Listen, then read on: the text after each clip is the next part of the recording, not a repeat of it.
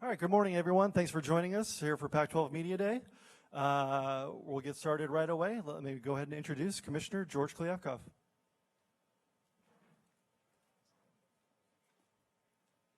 Good morning, everyone. Welcome to our 2022 Pac-12 Football Media Day. I want to start by thanking our student athletes for being here today and for representing their teammates. I also want to thank and welcome our football head coaches, athletic directors, many of our distinguished football alumni, our corporate partners, the Rose Bowl, and our other bowl partners. And a special welcome to the National Football Foundation, which is celebrating its 75th anniversary this year. I also want to thank the dozens of Pac-12 staff members who worked behind the scenes for months to make this day a success. Finally, I want to thank the members of the media who have joined us in person. We greatly appreciate all that you do to tell the stories of the Pac-12 to our fans. Just over 1 year ago, I joined the Pac-12 as commissioner because I believe strongly in the Pac-12's mission to develop the next generation of leaders by championing excellence in academics, athletics, and the well-being of our student athletes. While college sports are undergoing unprecedented transformation, that mission has not changed and will never change for the Pac-12. Since the Pac-12 was formed, we've been a leader in supporting student athletes. I'll give you a few examples.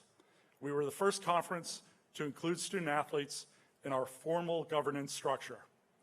We provide leadership around student-athlete care in both mental health support and guaranteeing post-competition injury care for 4 years, twice as long as our peer conferences. We guarantee financial support for degree completion. We have always led in the areas of diversity, equity, inclusion, and social justice initiatives. And we fought for student-athlete time demand legislation to ensure the primacy of academics. However, when I look at what is taking place in college sports, I believe that we have collectively lost sight of the student athlete. We need to recalibrate our approach to ensure our filter for any decision is what is in their best interest. The good news is I believe that there is a path forward that will allow us to stay true to our mission and support our student athletes while also adjusting to the reality of today's changing landscape. So my message today is one of optimism, both for the future of the Pac-12 and for our industry. Let's turn to the state of Pac-12 football, which is why we are here today. Our football goals remain the same: to optimize for CFP invitations and ultimately to win football championships. While we are coming off a year where we had multiple elite teams in the conversation for the CFP until very late in the season, we ultimately fell short of our goal of qualifying a team for the playoffs. However, after the season, the 2021 NFL Draft saw 2 top 10 picks from the Pac-12. In our offseason, we saw a groundswell of investment in football across our campuses. These investments came in coaching, recruiting, stadiums, and other facilities. These investments have already paid off in recruiting. All 4 of the 5-star recruits from the Pac-12's geographic footprint committed to Pac-12 schools this past year. And our schools brought in even more talent through the transfer portal. Our schools attracted 40 players from other Power 5 conferences, with at least 1 Power 5 player going to each Pac-12 school. These transfers included the highest-rated player in the transfer portal and the reigning Kilavkoff Award winner. We are also welcoming 4 new head coaches to the league this year. Dan Lanning comes to Oregon from Georgia, where he led the nation's top defense to a national championship. In fact, Coach Lanning's Georgia defense was record-setting, giving up just 8.8 points per game. New USC head coach Lincoln Riley took Oklahoma to the college football playoffs 3 times in 5 seasons with the Sooners. Kalen DeBoer heads to Washington after leading Fresno State to a 10-win season in just his second year. And Jake Dicker took over at Washington State at the end of last season, leading the Cougars to wins in 3 of their last 4 conference games, including the Apple Cup. Pac-12 schools will also be part of some of the most anticipated football games in college football this season. In week 1, we have a highly anticipated SEC doubleheader. Coach Lanning will take Oregon to Atlanta to take on his former squad and the defending national champions, Georgia. Later that day, defending Pac-12 champions Utah opened their season in the swamp against the Florida Gators. Off the field, we led the effort to enact an NCAA rule change that allows conferences to determine their own qualification mechanisms for their championship football games. And following that rule change, we immediately announced our strategic decision that going forward, our 2 best teams, as measured by conference record, will compete in our football championship game. Last year, that game featured Utah and Oregon, attracted a near sellout crowd at Allegiant Stadium in Las Vegas, and a TV viewership that averaged over 4 million and peaked at over 5 million viewers. We are back in Vegas this year, and tickets go on sale today for our 2022 championship game on Friday, December 2nd. Beyond football, I'd like to acknowledge the success of our student athletes across all sports. Last year, the Pac-12 won 7 NCAA championships, tied for the most in the nation, and marking the 17th straight year that the Pac-12, the Conference of Champions, has led or tied for the most NCAA championships. This year, the 50th anniversary of Title IX also saw the Pac-12 win its 200th women's championship, an incredible milestone and far more than any other conference, and a testament to our school's commitment to women's sports. As a conference, we are of course very disappointed by the decisions by USC and UCLA to leave the Pac-12 and a century of tradition and rivalries after 2024. That said, USC and UCLA have been proud members of the Pac-12 for almost a century. Despite their decision, we cherish our relationship with their student athletes, coaches, staff, faculty, alumni, and fans. For that reason, I have personally instructed everyone at our conference to make sure that USC and UCLA student athletes are given every opportunity to compete and succeed for as long as they remain in the Pac-12. Moving ahead, we are bullish about the Pac-12's future and our opportunities for long-term growth, stability, and success.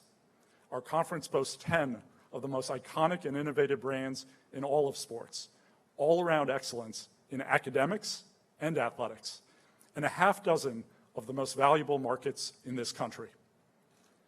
Over the past 4 weeks, we've been directed by our board to focus the work related to the future of the conference into 3 work streams.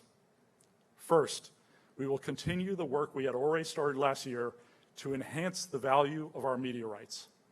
This work includes the creation of new made-for-television events, elevating our non-conference competition, and adding new revenue streams. Examples of this work include our decision to start the Pac-12 baseball and softball championships, changing the NCAA rule to elevate the media value of our football championship game, and being the first Power 5 conference to sell rights to our data. All this work will benefit our student athletes' ability to continue to compete at the highest level of college athletics. Second, we have initiated our media rights negotiations. We are in the enviable position of being next to market after the Big Ten. We already have significant interest from potential partners, including both incumbents and new traditional television, and most importantly, digital media partners. This interest is driven by the strength of our school's brands and markets, and a recognition of our continued leadership position in college football across the Western and Mountain time zones.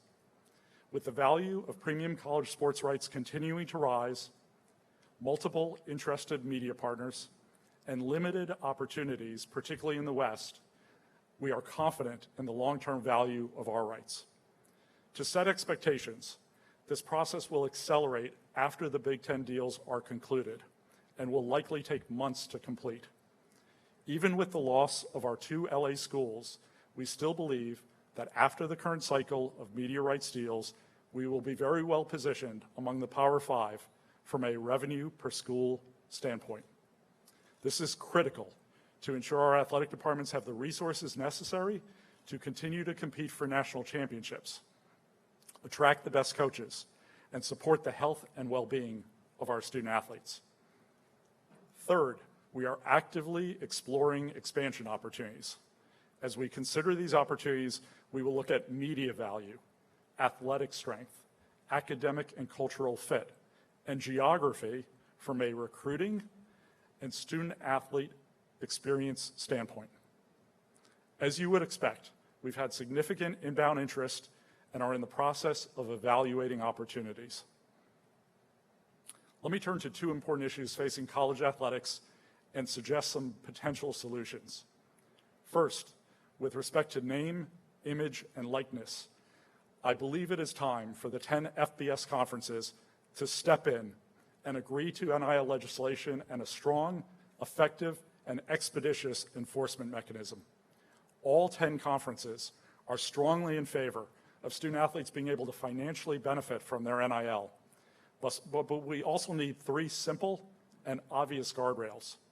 NIL should not be used as an inducement. NIL should not be used as pay for play.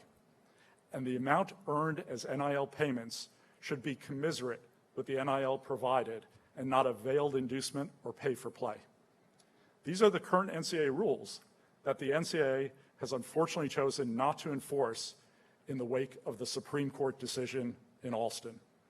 Recodifying and enforcing these three simple NIL rules will protect our student athletes while still allowing them to earn.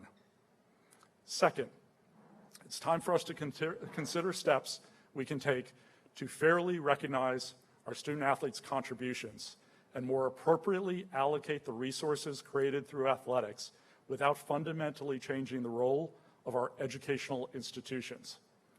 While I do not believe that our student athletes should be treated as employees, we must recognize and meaningfully address the extraordinary ways in which they contribute to our athletic programs, campuses, and communities. One solution might be to consider whether to expand or remove the remaining caps on academic awards. Whatever solutions are considered, there are many reasons why treating student athletes as employees would be detrimental. There could be a draft system, and athletes would lose the choice of which school to attend. They could lose their ability to transfer between schools. In fact, professional athletes are typically subject to trades or being fired for poor performance. And it's hard to imagine that professional athletes would be required or even allowed to attend school to earn degrees. I'm also concerned about what happens to our broad-based athletic offerings when a school's athletic department becomes so dramatically altered that its primary interests are tied to professional sports and not education. We are committed to finding an appropriate solution, and I believe the time to start engaging in these conversations with our student athletes has arrived.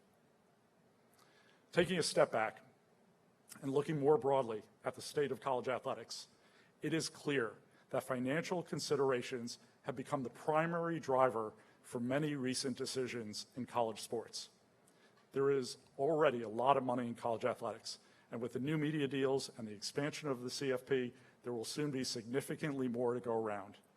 Increased revenue can help us support our student athletes, but a singular focus on money will certainly cause more harm than good. College athletics has a unique structure where conferences and schools compete against each other for resources to support their individual student athletes, but the long-term viability of the enterprise relies on schools in many conferences being healthy and able to compete. Our long-term measure for the success of college athletics cannot be how much money we consolidate into 10 or 5 or 2 conferences, but rather should be our ability to support the largest number of student athletes while still facilitating competition between schools and conferences. We should be measuring how many lives we can change by providing scholarships to students that otherwise would not attend college. We should be measuring total financial aid and our ability to provide the highest level athletic competition to our student athletes without unnecessary travel, time demands, and other burdens on competition impeding their academic success. We should be measuring our ability to provide competition in a manner that does not harm our student athletes' physical and mental health.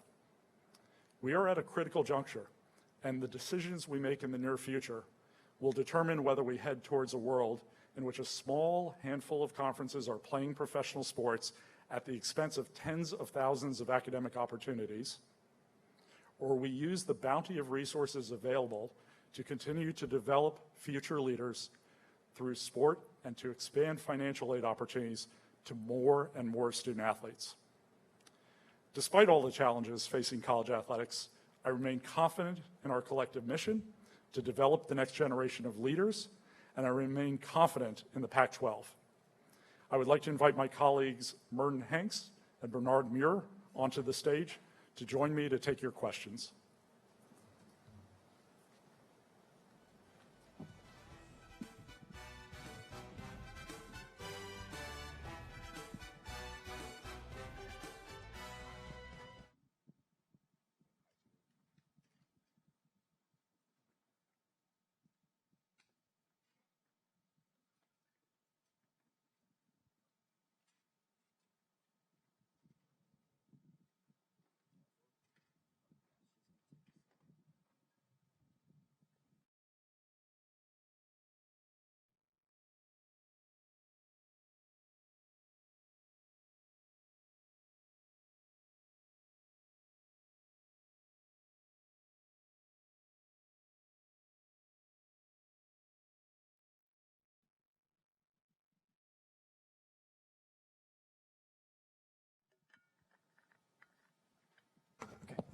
All right, a reminder just to raise your hand and we'll go ahead here over here on the left. Good morning, gentlemen. George, to your left.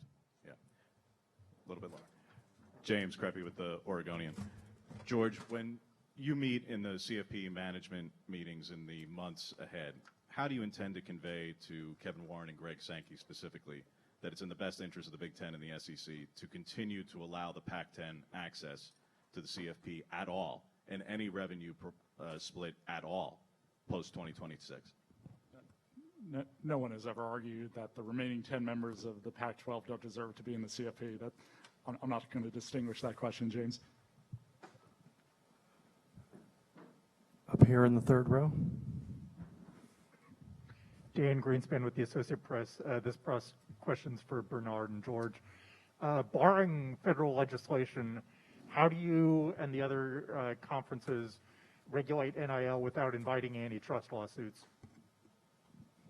Well, antitrust is the reason why the current NCAA rules are not being enforced, and the risk of antitrust diminishes when you have a smaller number of conferences, smaller number of schools instituting rules and enforcing those rules. That's why I'm calling for the 10 CFP conferences, the 10 BCS conferences to focus our attention as opposed to waiting for the NCAA.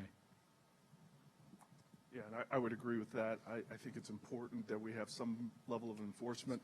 Certainly we're seeing that in the recruiting realm where schools and I should say boosters and friends of the institution are getting involved when they shouldn't be. That's not the essence of this. We are in favor of student athletes earning revenue from their name, image, and likeness.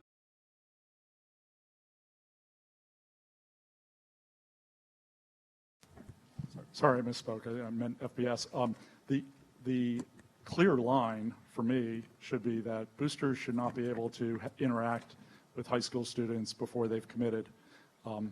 Coaches should be able to say to a recruit that historically kids who have come here and played that position at that level have enjoyed this kind of NIL, but you can't negotiate the NIL before the kid is committed.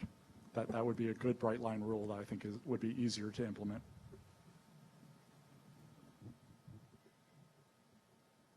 In the back, Stuart. George, at some of the media days before yours, the new Big 12 commissioner said they were open for business in terms of expansion. Kevin Warren at Big 10 this week saying, not ruling out future expansion. What gives you confidence that the 10 remaining schools are going to stay in this conference?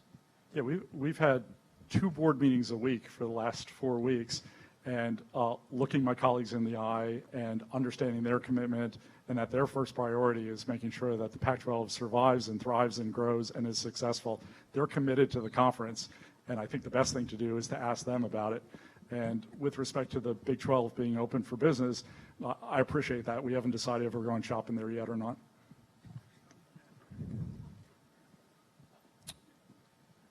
Up here. Third row. Kenneth Berry, Touchdowns and Tangents Media. How much consideration has been put into merging with the Mountain West or even adding regional teams that have been successful against the Pac-12? We've not dug into merging with the Mountain West. That's not one of the options we've looked at. Right in front. Dennis Freeman, News for Us Online. Why did it take so long for the Pac-12 in particular to start recognizing NIL? I believe we were the first conference to recognize NIL, and we proposed legislation before anyone else.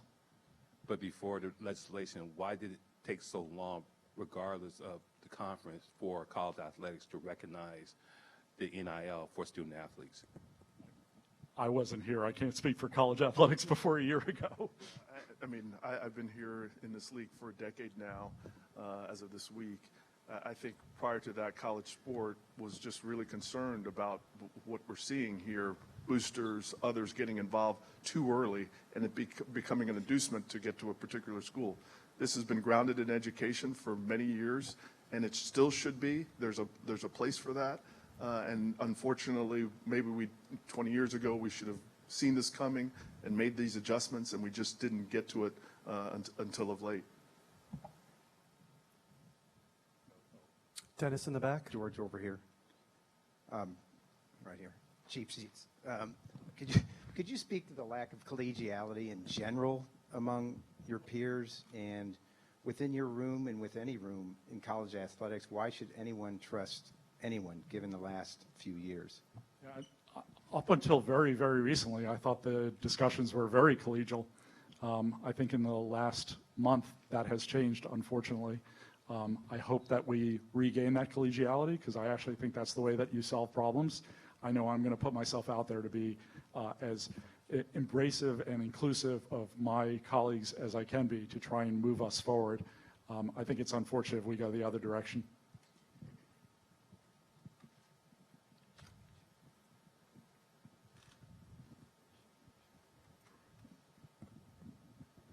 Hi, Lisa Horn, pigskinrun.com. Have you guys discussed at all the two state schools and the issue with the travel ban, particularly UCLA and Cal regarding other states? Is the conference going to help out, or is this something where the schools alone are going to have to kind of fund the money to do these out-of-state trips to certain states? Well, it's part of the discussion. I mean, it's part of a much broader discussion, particularly about UCLA's decision. I think, as everybody knows, there's a hearing of the regents on October 17th where UCLA will have to defend their decision to leave the Pac-12. Everything is wrapped up in that, and the travel ban will certainly be part of what's discussed.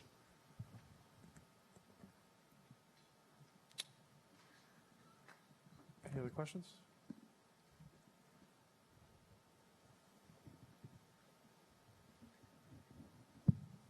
In regards to USC and UCLA leaving, how concerned are the other teams in regards to the recruiting pie that is California? I can tell you my observation from the conference level, and then maybe Bernard can chime in. And Merton, at some point, will get a question about football. So my impression with respect to recruiting is that for UCLA and USC, it's probably going to be neutral with respect to football. They'll probably lose some people who don't want to play across the country, and they'll probably pick up some people who want to play in the Big Ten. And from feedback I've gotten from decisions that recruits have already made and decisions that recruits have said to coaches of the 10 remaining schools, that actually we think the 10 remaining schools are going to significantly benefit in recruiting from UCLA and USC's decision in every sport other than football. Yeah, I would agree with that. We recruit nationally. There's great interest in our institution, especially the educational value that we bring. I think when I look at my other peers within the Pac-12. I think they're very excited about the opportunities that lie ahead, and that's obviously we take a slight hit in football, but across the board in our Olympic sports, we're proud of our prowess. There's a reason why we have that moniker Conference of Champions, and that I expect will continue. Think about the fact that for the last 17 years, we across the board have been, unfortunately, in last place with respect to our revenue across the Power Five, and have still won more championships than anyone else. That's because we recruit the right kids, and the right kids want to play in the Pac-12. Question for Merton specifically. What is the tiebreaker criteria this season in a divisionless format? Because based on your existing criteria, we could very quickly get to some sort of computer algorithm or a coin toss in a hurry. So what is the tie-breaking criteria this season? We'll be releasing the updated tiebreaker criteria on our website, and you'll be able, God and country will be able to see the adjustments. But basically, in a nutshell, everything is about conference play, head-to-head, common opponents. It was very important to our coaches, our administrators, our football working group, that the conference decide who the best two teams are, not other factors. So those will be reflected in updated tiebreakers, and we'll put that on our website. Here in the front left. Brandon Marcello, 24/7 Sports. Nice to see you guys. George, you say that you haven't determined whether you're going to go shopping in the Big 12 or not. You don't hear something like that often from a commissioner saying they might target another conference's schools. Usually it's the other way around. They reach out to you. So, one, has any members of the Big 12 reached out to you about potentially joining the Pac-12? And secondly, you talk about being collegial. Do you think the days of trying to be collegial when it comes to expansion are over? I hope they're not over, but they're certainly harmed. And that remark was a reflection of the fact that I've been spending 4 weeks trying to defend against grenades that have been lobbed in from every corner of the Big 12, trying to destabilize our remaining conference. And I understand why they're doing it. When you look at the relative media value between the two conferences, I get it. I get why they're scared. I get why they're trying to destabilize us. But I was just tired of that. And yeah, that's probably not the most collegial thing I've ever said. I'm not going to talk about who we've talked to. Kyle over here in the second row. Kyle Bonniger with ESPN. George, when you look at the media rights deal and how it will be structured, how likely will it be that it's a non-traditional partner, Amazon, Apple, one of those sorts that ends up with tier one rights, or at least a major chunk of what you guys show? Yeah, without talking about individual potential partners, I would say it's highly likely that we will end up with a big digital partner for some of our rights, and that our rights will be distributed in a way that's unique and different and new, and we're excited about that. Dennis Freeman, News for Us Online.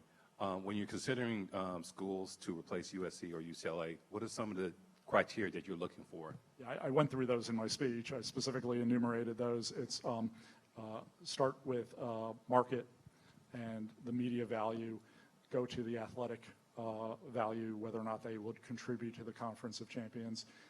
Academic and cultural fit is part of it. And then we're very focused, I think uniquely, in thinking about the effect of student athletes when we add schools. We think about travel and about what we're going to put our student athletes through if we expand geographically too far away. And I'm proud of the fact that that's part of our criteria. Here in the back. For the commissioner, Bryce Miller, San Diego Union Tribune. As you look forward a couple of years down the road, which might seem like miles and miles and miles at this point where things change by the second, how important will it be to maintain some kind of Southern California footprint philosophically in a business sense, and how does that factor into considering potential schools like San Diego State who might be in a unique position related to that? Yeah, again, I'm not going to talk about specific schools. Southern California is really important to us. And I think there are different ways of approaching staying part of Southern California. We may end up playing a lot of football games in LA. Right next to him. Mark Holkin, WeAreSC.com. It's been alleged that USC misled you Is that a fair description? I'm not going to talk about that. We're going to take the high road and not talk about what happened in the past. We're very, very focused on the future, and we're focused and confident in the 10 schools that remain in the Pac-12 being together, growing and succeeding as a group.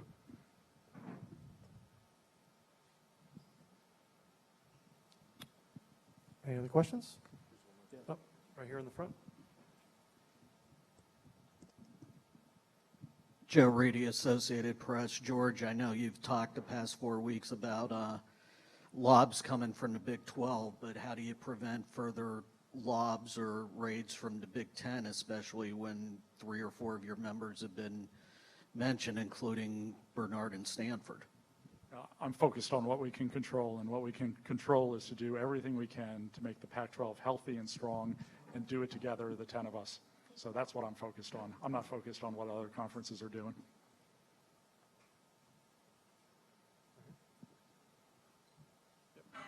Here in the third row. Oh, sorry.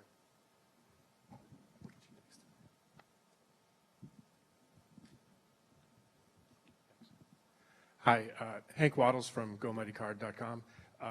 This is a question for anybody up there. In previous discussions about conference expansion, there's always been talk about the conference's need to preserve or to find cultural and academic matches. In this current environment where it seems like we're looking for financial matches, how important is that still today? That's really important to the Pac-12. Cultural, academic fit is important. It's one of our criteria. Listen, we understand how important revenue is. We understand that for the last 10 years because of a series of decisions that were made by the conference 10 years ago. We're behind. We have to close the gap in revenue. That's going to be a focus. But as we think about adding schools, one of the criteria will be cultural, academic fit. It's really important to our presidents and chancellors who make these decisions at the end of the day. I would agree. What I've seen recently, as George has mentioned, we've been on numerous calls with our presidents and chancellors, and this is important to them, and likewise it's important to the athletic directors to execute on that plan. So I assume there will be many more discussions to come, but that would be a high priority as we evaluate the future. Dan Greenspan with the AP again. Bernard, have you had any discussions with the Big Ten or any other conference? We have not. I will say in our meeting yesterday with my fellow peers around the conference, we have been really open and transparent. We understand the issues at hand. When this broke a month ago, each one of us are trying to figure out scenario planning. And so we have discussions internally and try to figure that out, but we have not had any formal overture from another conference.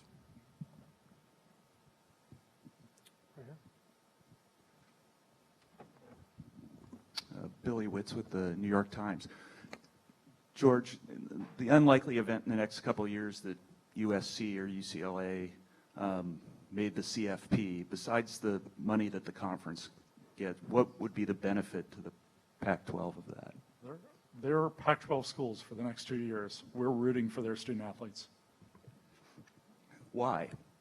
I mean, there's been other conferences that took out or didn't allow their... Because it's the right thing to do. Okay. I would say that it would be no different than our friends at the AAC when Cincinnati made the CFP. They made them as AAC members. They got the benefit, and quite frankly, they deserve it. It's no different. Our LA schools are Pac-12 members. We're going to treat them accordingly and proudly.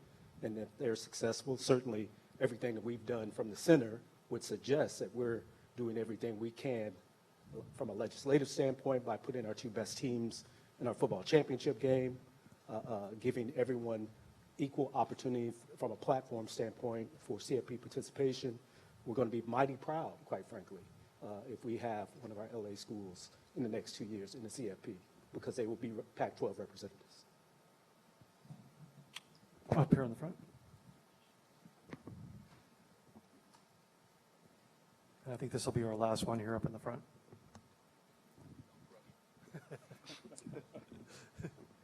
Thanks for the time. Thanks for the Greg Moore, Arizona Republic, USA Today Network. Good to see you guys. Is there any chance for the LA schools to come back? Is there any chance for a negotiation where the defection doesn't happen?